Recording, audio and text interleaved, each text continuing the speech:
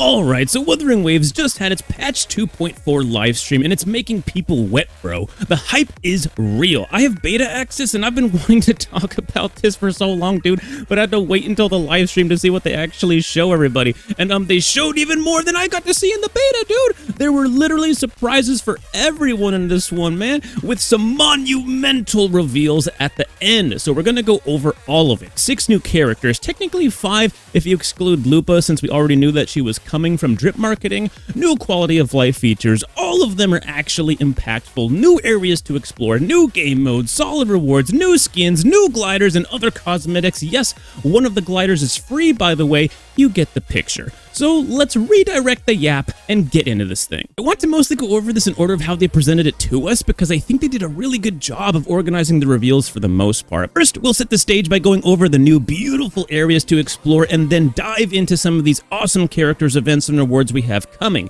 saving some of the characters for the end so that we can relive that awesome reveal they pulled off at the end of the live stream. Kuro also gave me some codes to give out for free, asterite, and other materials. No, these are not the codes from the live stream. I'll put those in the description as well, but I have 40 unique one-time use only codes, so join the Discord in the description and DM me for a code and I'll send you one. They are one-time use only, so I'm having you guys DM me so that nobody steals your code from under your nose. And subscribe to the channel, because when Cartia drops, I'm uploading a tier list video where I will be giving away 10 codes to 4 lucky viewers at random. Now, onto the epic live stream Kuro dropped on us. According to the devs, patch 2.4 will take place on Septimont. Cartia, after the recent events of the main story, for some reason disappeared. And it's our job in patch 2.4 to investigate what in the Sam heck is going on. Thankfully, Rover and Cartia share the frequency of the Sentinel Imperator, so Rover can actually sense where Cartia is through this connection.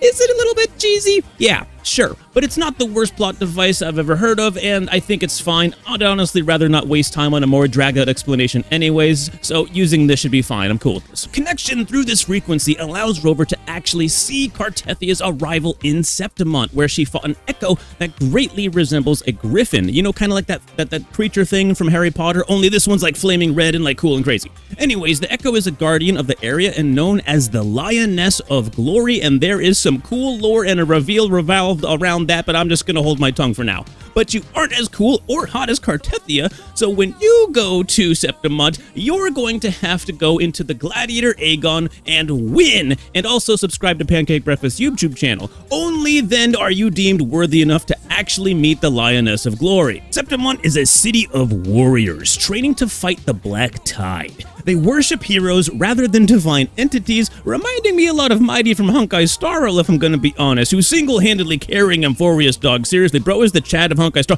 I'm getting sidetracked. Naturally, because of this, the warriors of Septimont think that the Sentinel is a pussy, and they don't believe in them at all, even though both Septimont and Raguna are city-states of Renacita, meaning the Sentinel helped establish Septimont, making some of these warriors seem a little delulu, to be honest. But regardless, due to their beliefs, the two city-states grew independently from one another. Septimont allows people from other regions to come and enjoy the gladiator matches, where competitors battle in pairs, Resonator and Echo partners. So, Rover is going to have to compete in order to win, so that they can get a chance to throw hands with the Lioness of Glory. Bro is gonna catch this fade, I swear to God, bro. Devs made it very clear that Lupa, the new fiery red-haired yonder, is, very hot, and I've been held at gunpoint to make sure you guys understand that. Help me. And so naturally, Lupa has left her previous band of heroes, the Bow of Legions, and is in search of a new partner. You know, because Kuro can't go a single patch without the new banner character flirting with the main character. Which I'm sure many of you actually don't mind, to be honest. Anyways, I thought it was interesting that the devs pointed out that the Septimont Cartia is experiencing seems to be a different one than the one Rover is experiencing. I thought it was maybe because they just took place at different times because they arrived at different times, but if that were the case, why put a specific emphasis on this subject? Definitely some lore there that they are maintaining secrecy on. Perhaps it has something to do with the Black Tide that the devs confirmed Lupa is bringing with her. Very very interesting considering they also definitely pointed out that Lupa and Rover are probably going to be partnering up and are in fact seen standing next to each other partied up as Rover enters the Septimont mainstay, confirming this. There will be 2 main story arcs in this patch. Wild. One is releasing on June 12th and the other on July 3rd. I don't ask me why they did that. I have no explanation why they separated it out like that. The first part covers Rover's entry into the city and beyond, while the second part covers Lupa helping Rover find the perpetrator responsible for this whole mess in the first place. The devs also told us that Cartia is waiting to get porked in the butt by us at the end of the story, like a princess in a fairy tale. No, seriously, reuniting with her is kind of like the prize at the end of the journey. They expressed that to us, almost like a carrot on a stick, compelling us forward. What do you guys think? Is Cartia the most hyped character in Wuthering Waves history? Because like they're really doing that, you know? Even more so than like pre-release Yinlin or post-release Camellia. Let me know what you guys think in the comments. I think she might be the one. Also, kind of wild all these top tiers release as better than Rover in like the meta, but in the lore, Rover is supposed to be the strongest one so far. Goofy, but you know, that's kind of part of how they sell the characters, right? Speaking of which, Cartia is an arrow user who uses a sword, and boy, would I like to give her my sword. Anyway, sorry, she's a main DPS and your dad's main squeeze, with the ability to transform mid-combat into literally the Rule 34 version of herself. Being a new arrow user, she can use arrow erosion effects to increase her damage. And in battle, she can grab 3 swords like your mom during a gangbang and deal devastating damage. The 3 long swords that she grabs are hinted to be Tierveen, Haltier, and Hogness. Dang, this girl gets around fast, grabbing someone's hog right out of the gate. I see you, girl. Jesus. After she finishes her attack chain, these 3 sword shadows are dropped onto the battlefield, and after performing a plunging attack, she absorbs them, buffing herself. Well, I'd like to plunge into her. Oh, I gotta stop. I'm done. I'm sorry. There's just too many innuendos in her description. I couldn't help myself. Anyways, once she uses her Resonance Liberation, she transforms into the slut version of herself. Well, that didn't last very long, did it? Anyway, she becomes Fleur-de-Lis after she uses her ult, essentially going Super Saiyan 2 wellness, furthering her capabilities. Also, this is the coolest ult in Gacha right now, probably, maybe, I'm not 100% sure. Like, dude, PGR fans, is this it? Or do you guys got something? Zenless Zone Zero fans, do you still think Yishuan has a better one? I'm honestly not sure who's got the best ult in the game right now. Comment down below who you think it is. Anyways, cool thing is that the Res Liberation, once you can use it, she can meet certain conditions while she's in it, and then Cartia can become Fleur-de-Lis for the duration of battle, maintaining her Rule 34 form. In this form, she glides through the air, so she can also glide on water. And no, stop, this is not another traversal power creep situation. I don't want to hear it. Okay, the glider is better and it always has been. Now for her weapon. WTF, dog. This is one of the coolest weapons in the game for sure. It's the Defier's Thorn, and it has like this ghost flame effect to it. It's described to be energy flowing through the sword that gives off this effect. It's not actually flames, but it looks cool either way. Hope y'all save some pulls for this stuff. Now let's get to the character that came out of nowhere and made a huge buzz when she was revealed, Lupa. Dang, bro. Both of these characters are releasing on the same patch, and we're also going to be we were revealed to like 4 other characters coming out later, bro. This puts into question who exactly it is you're going to pull for. I mean, Kuro does not quit. Gas pedal! Gas pedal! I struggle to think of the last character that released that didn't immediately wow me. Maybe Yoo-hoo or something like that? Sorry, brother, I'm just, the lolly thing, it's not me, bro. That ain't me. She's just not my thing. I'm sorry. But Lupa can get it, though. Lupa can get it straight up, bro. She also appears to be like a DPS or maybe like a sub-DPS. I'm leaning more towards sub-DPS. However, that wasn't actually disclosed in the live stream. We do though know for sure that she is a Kemono Mimi, if I'm saying that right, because she has a wolf tail and teeth.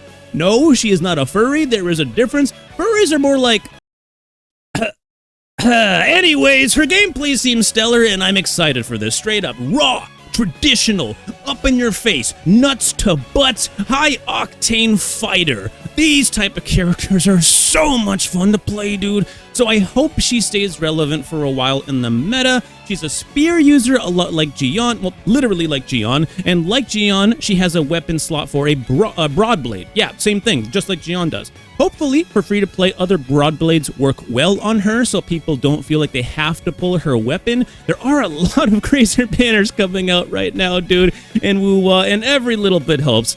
Oh, by the way, she has mid-air attacking capabilities, so yeah, she looks like she's going to be able to synergize with Changli and Brant in more than just one way, because she's also a fusion user. In fact, her skill launches her into the air, and after that, she can use her enhanced mid-air attack on enemies, which builds her forte gauge with Wolf Flame.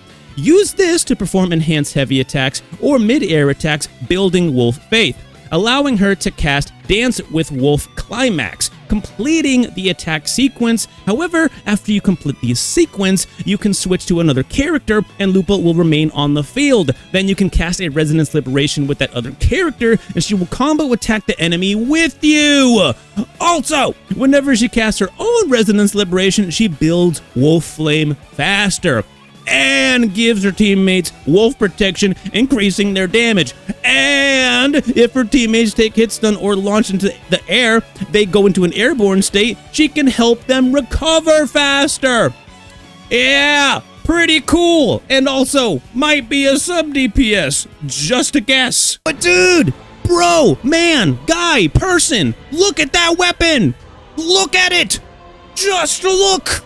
If this was a little more gritty and dark, it would look like an Elden Ring or a Dark Souls weapon straight up, looking like the Dark Moon blade out here, but like red, or like Malekith's Black Blade, but not enhanced with Destined Death yet. Now I don't know what to do. I said I might skip the weapon, but goddamn, brother, this is making me want to change my mind. Also, why am I hard? Oh, and just real quick, I gotta say, this might seem stupid, but this is actually super important. The enthusiasm, the aura coming off of this dev right here on the left is amazing, bro. We need more of this guy, for real. This dude carried so hard, it's actually crazy. It wouldn't have been the same without him in the live stream. Anyways, I gotta calm down before I have an aneurysm. The new zone looks absolutely amazing, dude. They keep doing this thing where I'll keep getting beta access to the new zone, and I'm like, is this my new favorite zone? What? Ever since 2.0, straight up. But what do you guys think? I gotta know. What do you guys think? Is this like maybe better looking than 2.2? I'm like actually curious because I straight up can't decide myself. Like Septimont is just a fun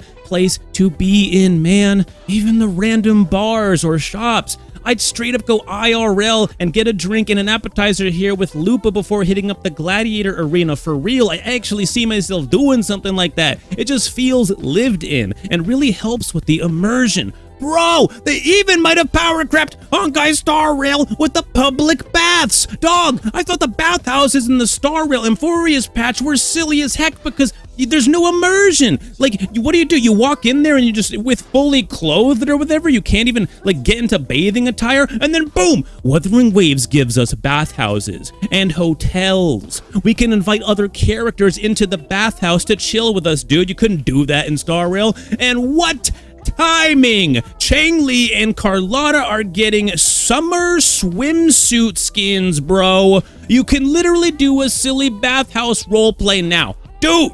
I know this wasn't done for me, I know that, but because like, bro, Kuro would have had to have seen my random Honkai Star Rail video from like February. That's just totally random. But the coincidence is so oddly specific and with such comedic timing alongside the swimsuit skins, it actually, like, for some stupid reason feels like it was done just for me. That's how good Kuro is with quality of life at times. It feels almost catered to each individual player. Sometimes these devs don't even need to listen. Sometimes they just already knew. Another crazy thing, Septimont City isn't the only new area. Players can leave the city walls and explore a wild expanse where dragons' roars can be heard through the air. Probably related to some future quest or something like that. To be honest, the new areas are big enough that future non-main story patches should have missions and other things like that here in this new zone. There already will be puzzles and plenty of exploration to be had just in the 2.4 patch alone. And I always seem to forget in these live stream update videos for whatever reason, but I simply could not forget this time around. I'm talking about the music. It is top tier, fantastic, alluring, special, top shelf quality stuff. I can't play any of it for you right now, unfortunately, because I think it's technically not dropped yet, so I don't think I'm allowed to do that, but you can hear some of it in the promo footage, and I'm going to have to grab some of it for future videos, dude. Also be seeing some more echoes, including having all different elemental types of drakes now. We'll also see Devotee's Flesh, Pilgrim's Shell,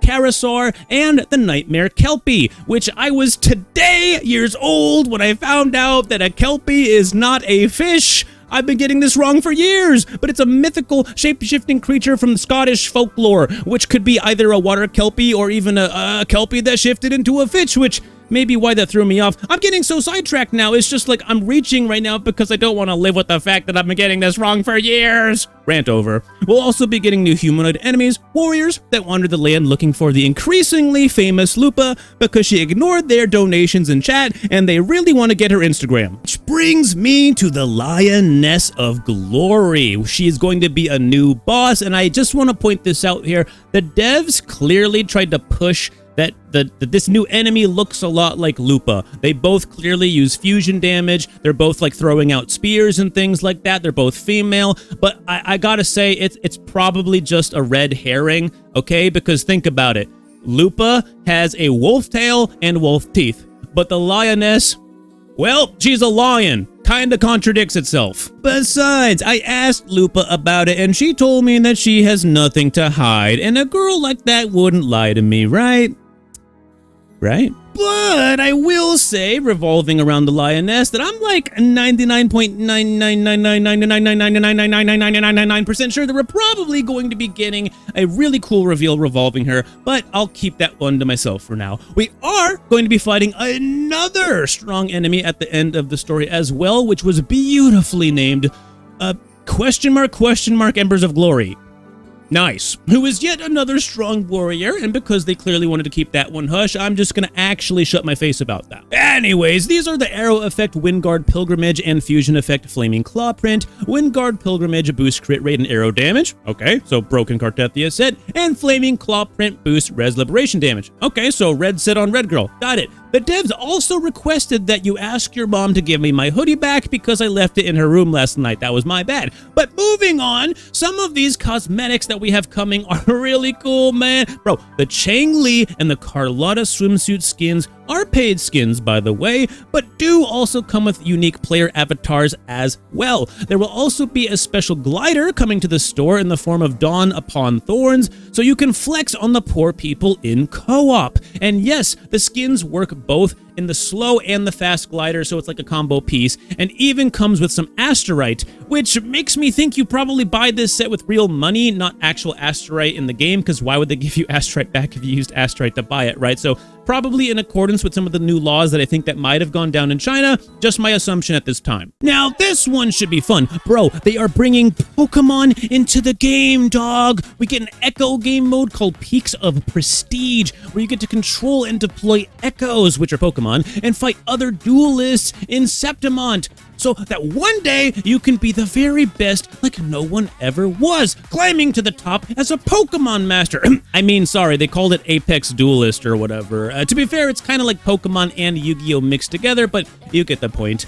There's a new Phantom Echo coming as well called Cuddle Wuddle, and this new Echo is actually one of the Echoes you would use in like Traversal, so even though it isn't a main Echo, I think all the players in the game are going to want to get this guy for the exploration aspect of things, because you will actually be able to see him in the world if you have him like that.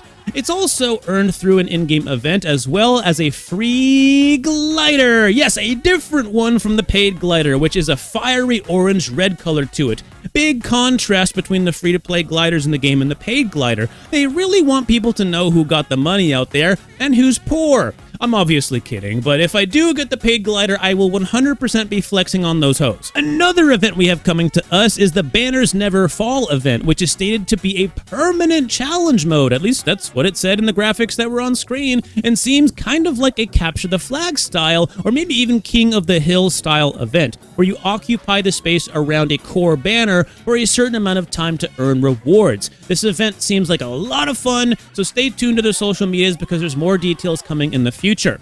The Uncovering Past Heroes event will be a usual exploration event, so cozy, easy rewards. And so will the Septimont Travel Atlas event. We get stuff like this every patch with a new area to explore. And of course, we can't forget about everyone's favorite hamster hairball, Lolo Logistics. Boys getting another event. God, I love that little dude. He's so gosh darn cute. They should consider making a plushie for that dude. Straight up, I'd actually buy it. Also, get some combat events coming to us, like the new Kelpie hologram, which I'll admit, this Echo's in-game frame is basically kind of like a reworked Thundering Memphis or Tempest, but the Kelpie is a shapeshifter, so as long as the moveset is unique, I'm totally okay with it, and it does seem to have a unique moveset. Continuing with the combat events, we got a new Virtual Crisis coming. I'll keep saying it, man. The combat events are the best on average, fun and quick, respect your time. Sure, some are longer than others, but overall, they hit the best in my opinion. With more events coming, this also means more titles in the game coming if you're into that thing. So if you like that kind of stuff, plenty of fun challenges to overcome and flex on those hoes with after you pick up them titles. Now, some quality of life. The recent addition of certain filters that were added into the photo mode were really well received, and now they're going to be added into the game for all PC and PS5 users to use for the entire game. Just go to the settings menu and find it there. There's a lot to look through and a lot more customization now. So your entire game can look like an Instagram photo moving in real time. Because they also added visual optimizations like improved movement for leaves and water ripples when you are gliding over them with your glider. Okay, this one's actually such a sleeper feature and it's so nice, dude. They added a focus mode so that all resonators and locations are accessible at all times during quests. Before, you could have a location not accessible or a resonator in a different quest, and that made it really, really annoying because you wouldn't be able to even do the quest. They additionally are adding a guide depot so players can find guides made by creators without having to tab out to like YouTube or Bilibili or whatever it is they're using. And when 2.4 launches, we'll also be getting 10 premium pulls in the mail. Okie dokie, so as far as merch is concerned, they don't want to reveal too much right now because they might have something that they want to reveal like in a different time period, or maybe they haven't finalized some of the designs. But they did show us a Cartia hand puppet. I guess. Like, I don't know if they're trolling us or not with that. I kind of hope that they are, right? To be honest, I'm still waiting on an official Wuthering Waves hoodie. Do we have that yet? Is that a thing? Did I miss that? What happened? Kuro, hook me up, bro. Gian hoodie, let's go. Or yo, a Cartia hoodie or a Zani hoodie with like the normal character on the front and then the transformed ultimate version on the back? Bro, come on. This should be easy GG money. You can even have the idea for free. Just give me a hoodie and we're square. And then it all faded to black as the live stream ended, as the devs waved. No! It was the most fantastic of Rickrolls! They dropped a trailer on us with the masked man in red narrating the whole thing, clearly having connections to Frolova and Scar. In fact, he might be the ringleader amongst them. Then, finally, it ended, and the live stream faded to no! They did it on us again! Dropping another fat reveal, dropping 6 new characters on us. Well, one of them was Frolova, so I don't know if she counts. She wasn't drip marketed, and now she has been. But it wasn't drip marketing, it was a tsunami with 6 different characters being thrust into our face. It was a fantastic time. And finally, that concluded the live stream. But for real this time, I gotta say, man, Kuro stay winning out here, dog. I said that Wuthering Waves was the best gacha during its 2.0 launch, and so did everybody else, bro, because it was just facts. And I think it stayed that way until maybe around like 2.3, because it wasn't for 2.3, 100% just was not. But gosh, man, I don't think we need to wait to see how well Zenless Zone Zero's anniversary goes, or the Etheria Restart launch even, because we kind of already know what's coming. Wuthering Waves, baby, we're so back. So let me know what you're most excited for in the upcoming patch in the comments, and if you like this kind of stuff, leave a like and subscribe, and I'll see you in the next one. Peace out. Lupa can get it.